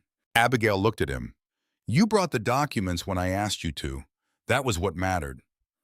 He nodded with the brief gravity of a man accepting a grace he is not certain he has fully earned, and left quietly. Petra looked at Abigail from across the room with an expression that was unlike anything Abigail had seen on her face in 11 years of watching her. The social architecture that Petra maintained so carefully and consistently, the managed smile and the deliberate elegance, and the precise deployment of every visible element of her appearance had come apart. What was underneath it was the face of a woman looking at her immediate future and finding it unrecognizable. Donovan turned. He walked to the door of the suite. At the threshold, he stopped his hand on the doorframe, his back to the room.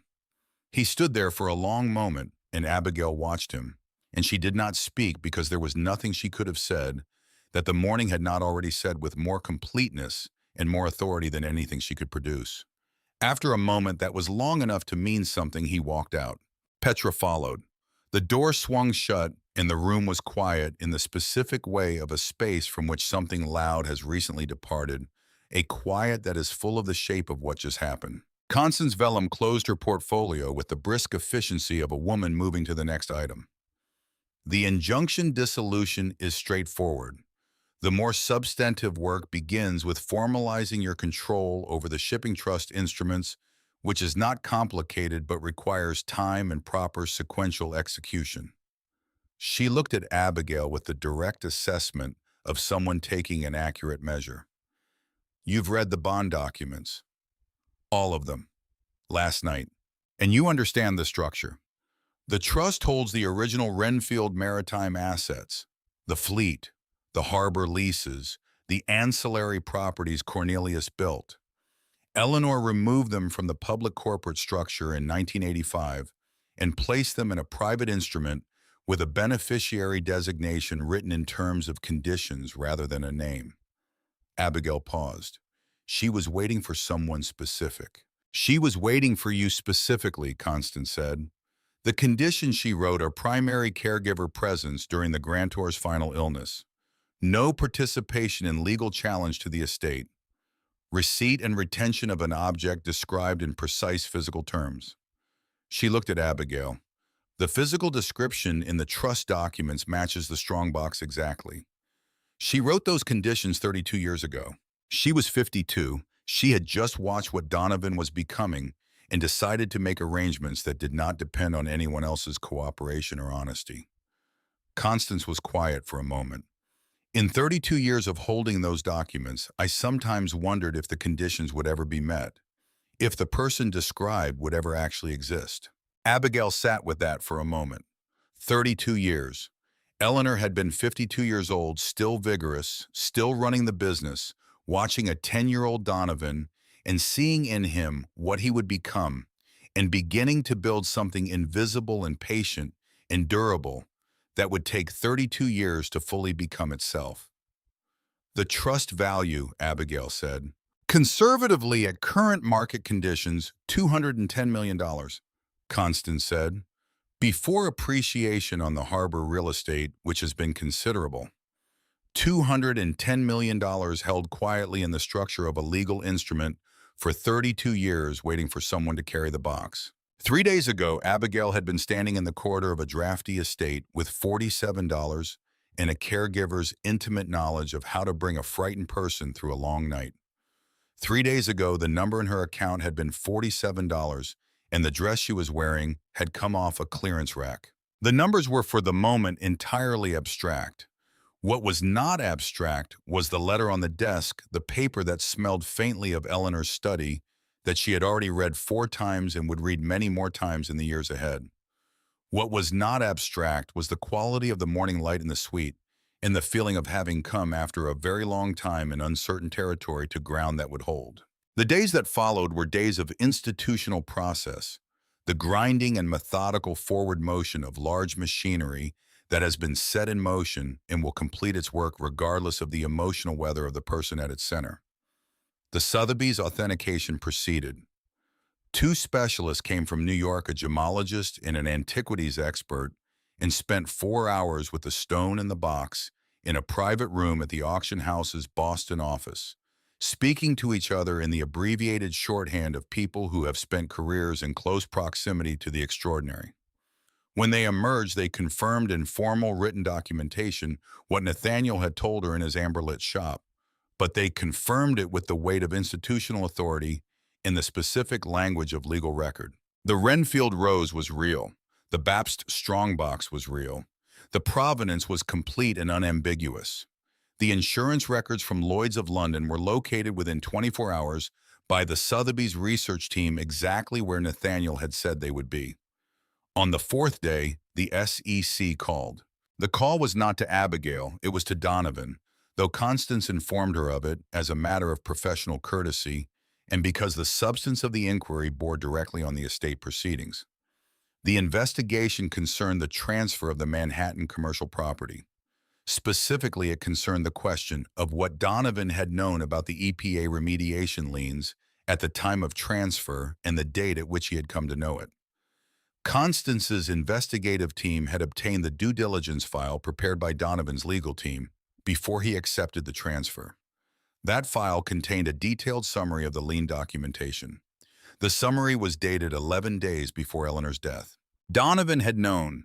He had accepted a property encumbered by $80 million in federal environmental liability, accepted it into an estate proceeding, and had not disclosed the lien documentation to the probate process. The legal term for this, Constance explained with the measured precision of someone who chose the words of legal definition with care, was securities fraud. She listed briefly and without editorial comment what that term meant in practical terms for Donovan's immediate future. The injunction was dissolved by end of business on the day it was filed. The withdrawal came without fanfare or formal communication, simply a docketing entry in the Suffolk County system that Constance's office monitored and relayed. Donovan did not call. Petra did not call. The silence from the Beacon Hill address was absolute, the silence of people who had left a field and would not return to it. On the 6th day, Nathaniel called. "The Smithsonian Institution has been in contact," he said, and she heard in his voice the quality of a man who has been waiting for a specific conversation for the better part of his professional life and cannot quite absorb the fact that it has arrived. Their senior curator of decorative arts and their head of mineralogy. They would like to discuss the possibility of the strongbox being donated or placed on permanent loan to the institution for display. He paused. "I told them I would convey the inquiry. The decision is entirely yours." Abigail thought about the leather-bound reference volume in Nathaniel's filing cabinet with the acid-free page marker. She thought about the empty display plinth she had been told waited in the Smithsonian's vault prepared years ago for an object whose location was unknown, but whose eventual discovery was considered by those who knew the relevant history a matter of when rather than whether. "Tell them yes," she said. "The strongbox goes to them. The necklace goes to auction, but the box should be somewhere it can be seen." There was a pause on the line that carried its own meaning.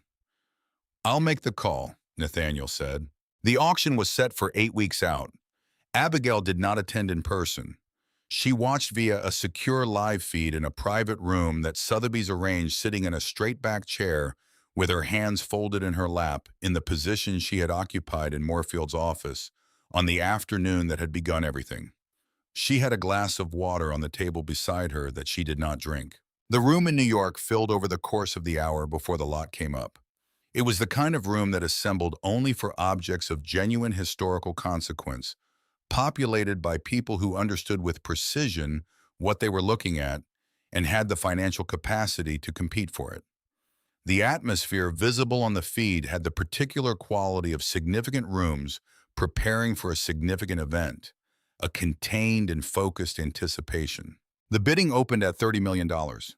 It moved with a velocity that made the early increments feel almost casual, the pace of people who had been prepared to spend considerably more than the opening and were simply establishing the floor. The pace slowed in the 80s as the field narrowed to the people for whom this was a genuine contest, and the increments between bids grew more substantial. It closed at $94 million. Abigail looked at the number on the screen. She thought about the subway, the rust marks on her dress. $47. 20 pounds of platinum against her chest as she stood because the seats were taken and she would not put it on the floor. She thought about Eleanor at 52, sitting in her study with a legal document spread before her, and the knowledge of what Donovan was becoming, beginning to build something that would take 32 years to complete. She thought about Donovan's voice on the phone, the warmth it had carried, the specific satisfaction of a man who believed he had won. She picked up the glass of water and drank it. That evening she drove to Beacon Hill.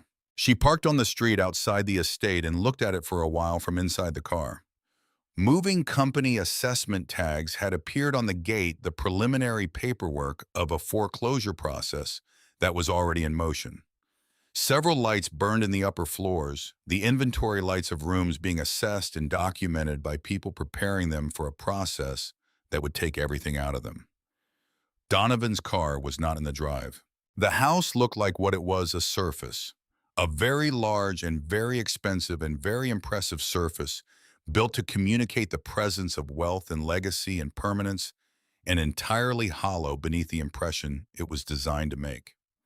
Abigail looked at it for a few minutes. Then she drove away. 3 weeks later, she bought a property in Cambridge. It was a federal-style row house on a quiet street built in the 1840s, 4 stories of brick that had been many things before it became what it currently was, which was slightly neglected and genuinely worth caring for. The garden at the back had been allowed to grow past the point of formality into something wilder, not ruin, but unheld, as though it had been making its own decisions for several years and was prepared to make them indefinitely. The kitchen needed work. The floors on the main level had been covered with wall-to-wall carpet at some point in the 1970s, and what was underneath the carpet, as she discovered on her first day with a pry bar and a utility knife, were wide plank boards of old-growth oak, uneven and scarred, and absolutely solid, the kind of timber that does not exist anymore in the dimensions those builders used. She bought the house with a fraction of the auction proceeds.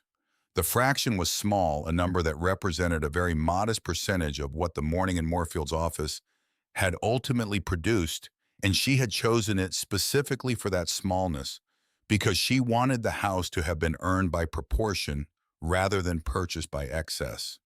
And then she began to work. She took up the carpet herself, section by section, pulling the staples by hand with a pair of pliers and rolling the sections for disposal. It took 4 days.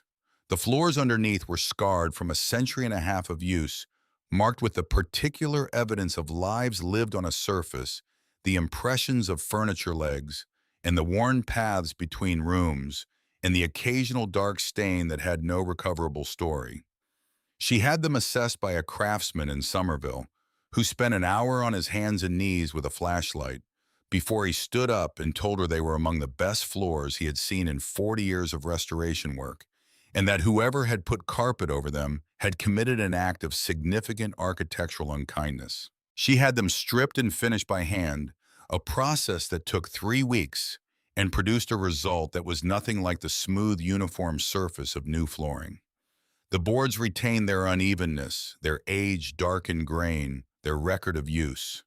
They looked like what they were, which was the floors of a house that had been lived in for a century and a half and was prepared to be lived in for another century and a half if the person living in it was willing to pay attention to them. She stripped the kitchen cabinets back to their original material, which turned out beneath 5 layers of paint to be cherry wood, warm-grained and close in texture, the kind of wood that responds to light in a way that synthetic materials never do.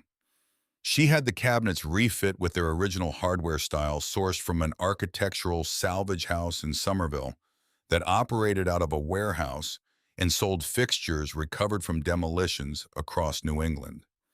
Each piece had to be matched individually, and the matching took time, and the time felt appropriate to spend.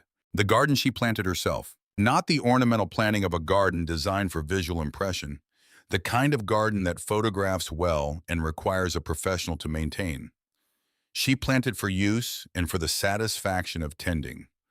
Herbs along the south-facing wall organized by culinary use, and she learned as she planted which conditions each preferred and adjusted accordingly. A kitchen garden in the raised beds nearest the back door, the vegetables and greens of someone who intended to cook seriously. And in the corner of the garden already there, and requiring nothing from her but the decision to keep it an old apple tree of uncertain variety and considerable age. Its bark deeply furrowed its crown, irregular in the way of a tree that has been making its own decisions about how to grow for longer than anyone now living could say. She had it assessed by an arborist who told her it was probably 80 years old and possibly older, that its root system was extensive and healthy, and that if it was left to its own purposes, it would likely outlive her. She had no intention of removing it. The Eleanor Renfield Foundation was established in the 4th month after the auction. Constance Vellum managed the legal structure, which was precise and purposeful in the way that Eleanor's arrangements had always been. The foundation's stated purpose was narrow and specific scholarships for young women who had left higher education due to family caregiving obligations. Not general financial hardship, not broad academic merit. The specific circumstance of a woman who had interrupted her own trajectory because someone she loved had needed her to stay. The eligibility criteria were written carefully because Abigail had understood from the moment the foundation's purpose became clear to her that the criteria mattered as much as the funding. Caregiving was documented not by records of payment, but by records of presence, medical appointment logs, nursing notes, home care records, the kind of evidence that proved you had been there rather than that you had been compensated for being there. The scholarship amount was set at the full cost of completing the degree the recipient had left, plus living expenses for the duration, plus a supplement she called in the internal foundation documents. The recalibration allowance, an amount intended to cover the cost of rejoining a professional world that had moved forward while the recipient had been attending to someone else. The first cohort was 8 women. Abigail read each application herself. She read them on evenings in the kitchen of the Cambridge house at the cherrywood table she had bought to replace the chipped formica with tea and the sounds of the garden coming through the open back door in the early spring weather. She read them with the careful attention of someone who understood from the inside what the experience described in those pages felt like. And she read them without rushing, because rushing was wrong for what the reading required. She called each recipient personally to tell them they had been selected. The calls took as long as they took. The Smithsonian display opened in the 6th month. She flew to Washington for the private opening, which was attended by curators and scholars and a small number of collectors who had spent professional lifetimes tracking the provenance of the Baps strongbox and the Renfield rose, and had long since privately accepted that neither would be found in their lifetimes. The box was displayed in the decorative arts wing in a case built specifically for it, lit from multiple angles with the precision that institutional display lighting achieves when the curator understands what they are showing. The exterior was presented exactly as it was: the blackened oxidized surface, the greenish brass fittings, the rusted and fused padlock, the deliberately engineered appearance of worthlessness. Beside it, visible through the case glass, the small clean section where Abigail's oven cleaner had cut through a century of iron oxide coating and revealed the platinum beneath. And beside that, mounted on a separate panel inside the case, a high-resolution reproduction of the FGB mark, enlarged to a scale at which the extraordinary precision of Bapst's die work was fully visible. The placard read, "The Renfield Bapst Strongbox, commissioned by Cornelius Renfield, Boston, Massachusetts, 1921. Fabricated by François Guillaume Bapst, Paris, France, 1921 to 1922. Platinum with engineered iron oxide surface treatment. Insured by Lloyd's of London. October 1922. Donated to the Smithsonian Institution by Abigail Renfield.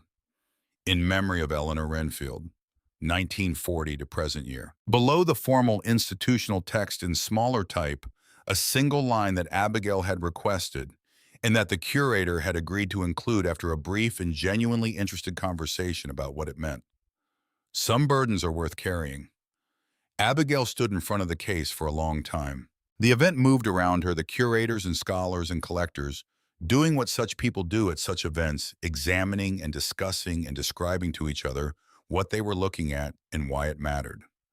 She stood still the way she had learned to be still across 5 years of practice, and she looked at the box. She had carried it on the subway. 20 pounds of platinum disguised as 20 pounds of worthless rust pressed against her chest, standing because the seats were taken, the rust transferring to her dress, the other passengers noting and dismissing her with the practiced indifference of city transit. She had not known what it was. She had carried it anyway because it was hers, and because setting it down on the floor had not felt like the right thing to do. And those two facts together were she understood now the entirety of what Eleanor had been watching for. Not expertise, not knowledge, not the ability to recognize at first glance what something was worth. Simply the willingness to carry the heavy and ugly thing without setting it down. Eleanor had spent 32 years building a legacy and looking for someone to leave it to. She had not been looking for someone extraordinary in the way the world usually defines extraordinary, someone visibly talented or publicly accomplished, or obviously destined for something. She had been looking for someone whose character expressed itself in the absence of recognition, someone who would show up and stay and do the necessary and unrewarded work, not because they expected to be compensated for it, but because it was what needed doing, and they were the one who was there. She had found her in her own granddaughter, a woman who had shown up at 23 with nothing to gain and everything to give, and had stayed for 5 years without once asking what was going to come from it. That was the inheritance. Not the platinum extraordinary as it was, not the stone that had sold for $94 million in a room of people who understood exactly what they were looking at. Not the maritime trust or the harbor leases or the shipping fleet that Constance Vellum was still 6 months into the process, working through the formal steps of transferring into Abigail's name. Not the foundation or the Cambridge house with its restored floors and its planted garden and its ancient apple tree, making its own unhurried decisions in the corner. The inheritance was the understanding that the value of a thing has nothing to do with what it looks like, that the most significant things are frequently the ones that appear from the outside to be worth the least, that the person who has learned to look carefully to carry the difficult and unglamorous thing without setting it down to find what is beneath the surface, rather than accepting the surface as the whole, is the person who was trusted all along without being told they were trusted. On the evening she returned from Washington, Abigail sat in Eleanor's chair. The chair was in the garden of the Cambridge house now. She had asked Edmund Holt during the estate inventory process if she could have it. The old wooden armchair from Eleanor's study, the one with the worn places on the armrests, where Eleanor's hands had rested for decades. The particular angle of the back that Eleanor had once said, with the matter-of-fact certainty she applied to all preferences, was the only chair she had ever owned that was genuinely worth sitting in. Holt had arranged it without ceremony and without asking why she wanted it, which was the kind of act that Abigail thought said something true about who he was. She sat in it in the garden in the last of the evening light, with the apple tree dark against the darkening sky and the herb beds fragrant in the cooling air. She had a glass of water. Her hands rested in her lap. The city moved around the edges of the garden with its usual indifference traffic and voices and the ambient sound of people moving through their evenings. But inside the garden walls, it was quiet in the particular way of spaces that have been tended and that have responded to being tended by becoming more fully themselves. In her left hand, she held a stone. It was one of the secondary diamonds from the necklace's setting, a smaller companion piece recovered with Sotheby's permission before the auction and set aside at her specific request. A pink diamond the size of a thumbnail, not the great central stone that had made the room in New York pause when it was lifted from its velvet, but one of the surrounding pieces, one of the stones whose purpose had been to frame and support the stone at the center. On its own, it was worth more than she had earned across 5 years of caregiving. But its value to her existed entirely outside any market consideration. Its value was the value of provenance, of being a piece of an object that had been held in trust for a century inside a box designed to be thrown away and carried from a law office to a subway to a cramped apartment and then across the city in a canvas tote bag by a woman in a rust-stained dress who had no idea what she was carrying. She held the stone and looked at the apple tree. The garden was quiet. The light fell away from the sky in the slow and specific way of late autumn evenings in New England, the last of the color draining from the west, while the east was already a deep and settled blue. And the apple tree stood in the corner, doing what it had always done, which was grow in its own direction, at its own pace, without any particular concern for what anyone else might prefer. Abigail sat in Eleanor's chair and felt for the first time in a length of time she could not clearly measure that she was precisely where she was supposed to be. Not because of the money, though the money was real, and she was not going to pretend it made no difference. Not because of the vindication, though the vindication was real too, the clean and specific satisfaction of a rearrangement in which the things that had been wrongly placed were now in their right positions. But because the work she had done, the 5 years of quiet daily presence in a house where no one else had stayed, had turned out to be the most consequential work she had ever done. Not in spite of the fact that it had gone unrecognized and unrewarded at the time, but in some sense precisely because of that, because work that is done without the guarantee of recognition is the truest measure of what a person actually values. What came after was Eleanor's answer to a question Abigail had never known she was asking. The light left the garden. The stone in her hand caught the last of it and held it for a moment, a brief and private brightness, and then let it go.